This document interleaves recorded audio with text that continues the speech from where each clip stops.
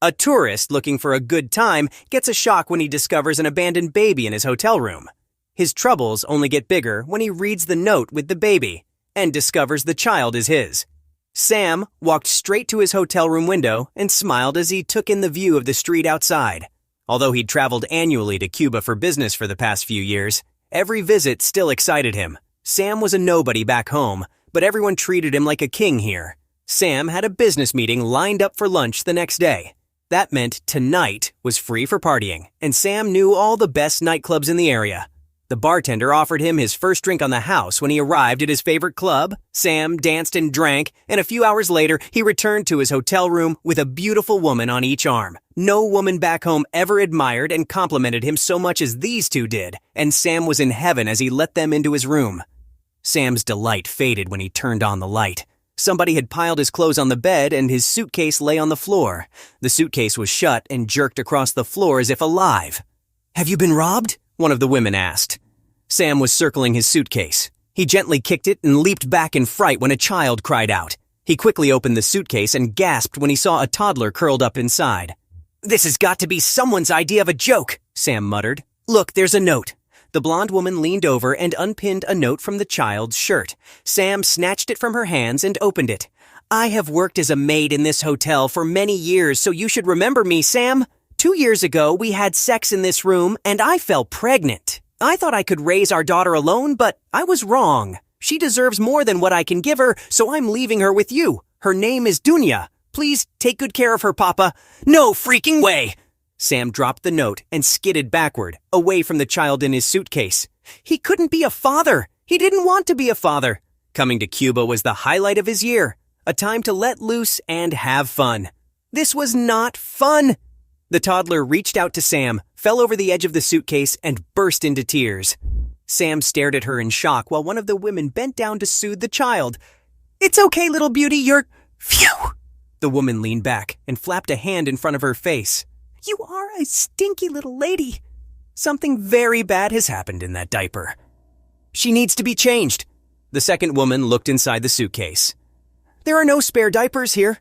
"I'll go get some," Sam said. He would do anything to get out of that room and away from the child, but the woman stopped him. "You might not find diapers so easily in the stores here," she said.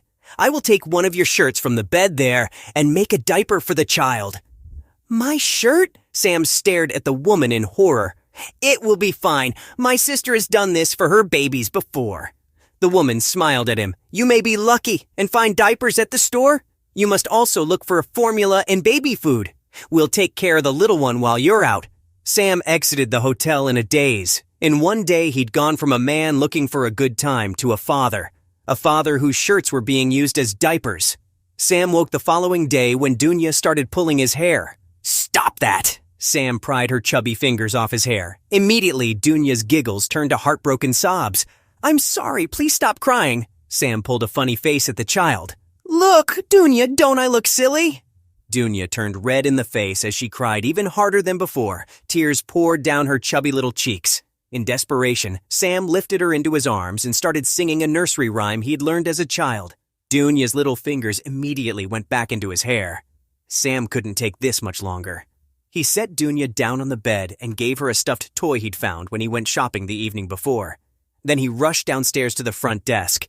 "Where is the maid with a toddler daughter called Dunya?" Sam demanded. "I need to see her immediately." Mr. Sam," the lady behind the desk grinned at him. "I'm not sure who you mean. We have several cleaners on staff." Sam pulled out his wallet and removed a few bills. "Maybe this will help you think." "Okay, I think I can help you." The woman took the money from Sam's hand. "Elisa had a little girl. I think her name was Dunya." She held out her hand for more money. "Elisa doesn't work here anymore, but I might know what happened to her." Sam clenched his jaw and gave the woman more money. "That's all I'm giving you. Now tell me where Elisa is." She said she was going to the U.S. to become a designer. Her cousin lives in Tampa and promised to help her with immigration.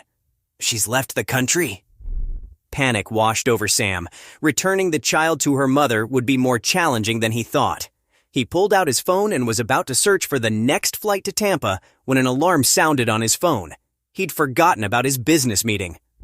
"I need you to get me a babysitter and send them up to my room," Sam said as he rushed away. Dunya was lying on the floor crying when Sam returned to his room. He lifted her and choked when he smelled her diaper. "I don't have time for this!" Sam cried as he set Dunya down to change her diaper. "I don't even know what I'm doing!" Sam was late for his meeting. He returned to the hotel room in a terrible mood. After he paid the babysitter and saw her out, he lifted Dunya and looked into her eyes. "You are going back to your mother, Missy," Sam said. "I don't care if I have to pay child maintenance for the rest of my life. I can't look after you anymore." Dunya babbled some nonsense and smiled at Sam. She was a cute kid, and part of him felt proud to have such a sweet daughter. But it was far too much work. Dunya would be way better off with her mother. Sam put the supplies he'd bought for Dunya into a shopping bag and went downstairs. He'd paid the woman at reception even more money to find out the address for Elisa's sister in Tampa and had written it on a piece of paper. He pinned the paper to Dunya's shirt while the cab drove them to the airport. "I'd like to buy a plane ticket to Tampa, Florida for my child." Sam set Dunya down on the ticket counter. "Her mother is expecting her and will pick her up at the airport." Sam lied. The man behind the counter arched his eyebrows. "Sir, we can't allow a child this young to travel alone. If you'll give me your and your daughter's documents and the consent form, I'll book tickets for both of you." Sam cleared his throat. "Consent form?" "Yes, sir," the man replied, his eyes narrowed suspiciously. "You cannot travel to the U.S. with your daughter unless you have a consent form signed by her mother giving you permission to do so." Sam groaned. He just wanted this entire weird experience to be over now. As he'd done so many times before, Sam solved his problem by reaching for his wallet. "I'm sure you can make an exception this once." Sam started peeling off peso notes from the stack in his wallet. "Like I said, her mother is waiting for her in Tampa, so... Are you trying to bribe me, sir?" The ticket agent set his hands on his hips. "You expect me to break laws and risk my job for a few hundred peso? I'm calling security." "No!" Sam reached across the counter, but the ticket agent had already signaled the security guards. They seemed to appear out of nowhere, tough-looking men and women who pressed through the crowd. Sam panicked. He lifted Dunya into his arms and ran. An alarm sounded somewhere overhead, and the guards shouted behind him, but Sam didn't stop. He sprinted through the airport and out onto the street. Sam tried to return to his hotel room, but there was a police car parked outside, so he kept walking. He didn't know where to go, but his aimless wandering brought him to the beach just as the sun set. Dunya had wailed for a while, but now she was asleep and felt heavy in his arms. Sam sat beside a low dune near one of the taverns lining the shore and set Dunya down on the sand beside him. "This is all your fault," Sam muttered to the child. "If it wasn't for you—" Sam put his head in his hands. It wasn't Dunya's fault her mother left her. He couldn't even blame Elisa now that he knew how difficult it was to care for a child alone. She'd said in her letter that she wanted a better life for herself and her child. Their child. Sam smoothed Dunya's hair off her forehead. What right did he have to criticize anyone after how he'd treated his daughter up to now? "Sam, is that you?" Sam looked up at the stocky man walking across the sand toward him. It took him a moment to recognize the man as the owner of one of the nearby taverns. "Jorge? Of course." The man's grin faded when he noticed Dunya sleeping beside him. "What are you doing here with this child?" Sam broke down and told Jorge everything. When he finished speaking, Jorge bent down and gently lifted Dunya into his arms. "Come inside," Jorge said. "You have many troubles, Sam, but I can help you." Jorge offered Sam a place to stay while he figured out what he wanted to do next. When Sam's money ran out a week later, Jorge offered him a job in his tavern. Sam worked hard to provide for himself and Dunya. Several times he went to his local embassy to try to sort out the mess his life had become, but fear stopped him before he reached the entrance. He didn't know how much trouble he was in after the incident at the airport, and he was terrified the authorities would take Dunya away from him. After that night on the beach, Sam realized he was responsible for taking care of Dunya. It didn't take long before he realized he loved his daughter. The thought of those first few days when he tried to get rid of her filled Sam with shame, and he was determined to make up for it. Jorge was a rock for Sam during those first few weeks. Since Jorge had 3 children, he could show Sam how to care for Dunya. It was difficult, especially on the nights when Dunya didn't sleep well, but it all seemed worthwhile when she first looked up at Sam and called him Papa. "That's right," Sam grinned and lifted Dunya into his arms. "I'm Papa, and you, little Dunya, are the best thing that ever happened to me." A few years later, Sam organized a small party to celebrate Dunya's birthday. He wasn't sure of the exact date, but had estimated it was sometime in February. Sam bought a cake from a local pastry shop and decorated their home with streamers he made himself. After breakfast, Sam put a blindfold on Dunya and led her down to the beach for a special surprise. "Is it a dolphin?" Dunya asked as they walked. "Or a whale?" Sam laughed. Dunya was already out of breath, so he lifted her onto his shoulders. "No, sweetheart, but I hope you'll like it very much." Dunya squealed with excitement when she saw the jet ski Sam had loaned from Jorge. Sam slowly rode around with Dunya, but she insisted he go faster. He sped up and couldn't stop himself from smiling as he listened to his daughter's delighted shrieks as they skimmed over the water. Sam decided to give Dunya one last treat as they headed in. He sped up the crest of a wave. He and Dunya hung in the air for a moment, but then they crashed down onto the water. Dunya's cry of delight was abruptly cut short as she thudded against his back. "Are you okay, sweetheart?" Sam turned just in time to see his daughter fall off the back of the jet ski. Sam dove into the water. He found Dunya and brought her to the surface, but she wasn't breathing. "No! Oh God, no!" Sam clambered back onto the jet ski with his daughter. She lay limply in his arms as he raced back to shore. The next few hours passed in a daze as Sam performed CPR on his daughter while waiting for the paramedics, held her limp hand in the back of the ambulance, and paced in the hospital hallway while the doctors treated Dunya. He couldn't stop thinking about how cold and limp Dunya had felt in his arms. What if he'd been too late? What if Dunya was gone forever? Sam sank into a chair and began to sob. A few minutes later, he felt a hand on his shoulder and looked up. The doctor who'd taken Dunya away to treat her was standing over him with a serious expression. "Oh God, she's gone, isn't she?" Sam rose and gripped the lapels on the doctor's coat. "I just wanted her to have a nice birthday. I never meant for this. I never meant to kill her." "Your daughter is alive, sir," the doctor replied, "but her condition is very serious. During our examination, we discovered that your daughter has health issues affecting her lungs. This makes it difficult for her body to recover from today's incident." Sam couldn't believe what he was hearing. He recalled all the times he'd heard Dunya coughing at night or seen her struggle to catch her breath during a game with the other kids in the neighborhood. He'd never thought something might be wrong with her, but now he cursed himself for ignoring those signs. The more the doctor spoke, the bleaker Dunya's future seemed. She'd need regular oxygen treatments, lung function tests, and even regular intravenous therapy. "Will this cure her?" Sam asked. The doctor frowned. "Unfortunately not, but it will help her to live a normal life." A life filled with medical treatments didn't seem normal to Sam, but at least she was alive. He listened carefully as the doctor outlined the details of Dunya's long-term care. But then the doctor told him the most terrifying part: the cost. "I work in a tavern on the beach, Doc. How can I afford this?" "I'm sorry, sir, but I can't answer that," the doctor replied. A few days later, Sam brought Dunya home from the hospital. She was weak and needed to rest often, but happy to be home. Sam made her favorite meal for dinner that night, then read her favorite bedtime story. When Dunya was asleep, Sam stroked his fingers through her soft hair and wept. This situation was impossible, and it killed him that most of the problems he faced now were his fault. Cuban residents received free health care, but since he was in the country illegally and had no paperwork for Dunya, he was screwed. "I'll have to get a second job," Sam muttered. "Maybe Jorge knows someone who can help me."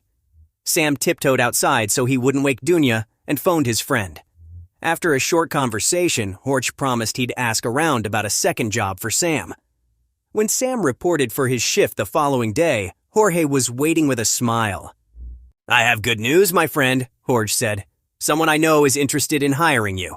Sam wore his best clothes to meet George's friend a week later. The interview went well, and Sam returned home with a second job and new hope for the future. It all came crashing down when he spotted a familiar woman outside his home, a woman who bore a striking resemblance to Dunya.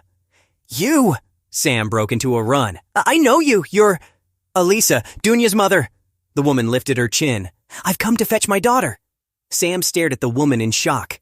It felt like forever wrapped itself into a single moment as he tried to process what she'd just said. Sam erupted in anger when it finally sank in that she intended to take his daughter. "You're crazy!" he shouted. "Do you think you can just abandon your child and then come back here 5 years later and take her away from me? I had no choice. I couldn't take care of her then, but I can now." Elisa jabbed her finger at Sam. And you have no right to keep her away from me. You have no right to return here and pretend like you care. Sam grabbed Elisa's arm and marched her away from his home. Elisa left that day, but it soon became apparent she hadn't given up. Sam received a summons to appear in court soon afterward. He spent hours pacing his sitting room with the summons in his hand and thinking of ways to escape his situation.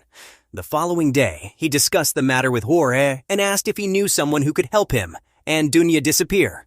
Jorge put his hands on Sam's shoulders. I've been happy to help you all of these years, and I truly consider you a friend. But I think it's time you stop running from your problems.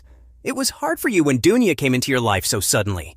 You made mistakes because you weren't thinking clearly, but this is your chance to do things the right way. Sam sighed. But I'm scared, Jorge. What if I lose and Elisa takes Dunya away? Any court will see that you've done everything possible to raise Dunya well, Sam. Why are you scared to face up against a woman who abandoned this child when you've been such a good father? Sam smiled. You're right, and once I'm awarded custody of Dunya, Elisa will have to give me her documents. A wave of happiness filled Sam's heart. She'll be able to get free medical treatments then, Jorge smiled. See, this is a blessing, Sam. Sam walked into the courtroom full of confidence, but Elisa's lawyer quickly ripped it to shreds. Sam tried to remain stoic as the lawyer described his past as a womanizing tourist and told the court Sam had stayed in the country illegally for the past few years. The lawyer even presented a police report for the time when he tried to buy Dunya a plane ticket to the U.S., but the worst was yet to come. How do you even know this is your child? The lawyer asked Sam. Did you have a DNA test done? Sam gaped at the lawyer. A DNA test? Somehow it had never occurred to him Dunya might not be his child. Once he accepted responsibility for her, all doubt he'd previously had evaporated. Sam shook his head. The judge immediately ordered a DNA test. When the session convened a few days later, the judge announced that Sam was not Dunya's father. Sam stared at the judge, his mind blank as a wave of disbelief swept over him. Then he leaped from his seat. But I raised her! Sam's lawyer had grabbed him, and he struggled to break free. I've done everything for her these past 5 years, and they've been the best years of my life. She is my daughter because I love her, no matter what your DNA test says. The law doesn't work that way, sir. The judge tapped her gavel. I hereby award custody of the child to her mother. You, sir, will be arrested awaiting deportation. No, please, Sam cried. Let me just see her one more time. The judge agreed to let Sam say goodbye to Dunya. A police officer escorted him to the room where Dunya had been waiting with a court-appointed childminder. When Dunya found out she would be living with her mother, she burst into tears and went straight to Sam. Don't leave me, Papa! Dunya cried. Sam lifted the little girl into his arms and held her close. I love you, sweet Dunya, and I don't want to live without you in my life, he whispered. Elisa stepped forward to take Dunya. The girl started crying, but soon her tears turned into breathless rasps. She stared into Sam's eyes as she fought to breathe. Stop! She can't breathe! Sam screamed. Elisa released her hold on Dunya, and Sam wrapped the girl in his arms. Tears rolled down his cheeks as he tried to help her. He heard someone calling for an ambulance as Dunya reached up and put her hand on his cheek. Papa's here, sweetheart, Sam whispered. He looked up at Elisa and said, Please don't do this. Don't take her away from me. Share this story with your friends. It might brighten their day and inspire them.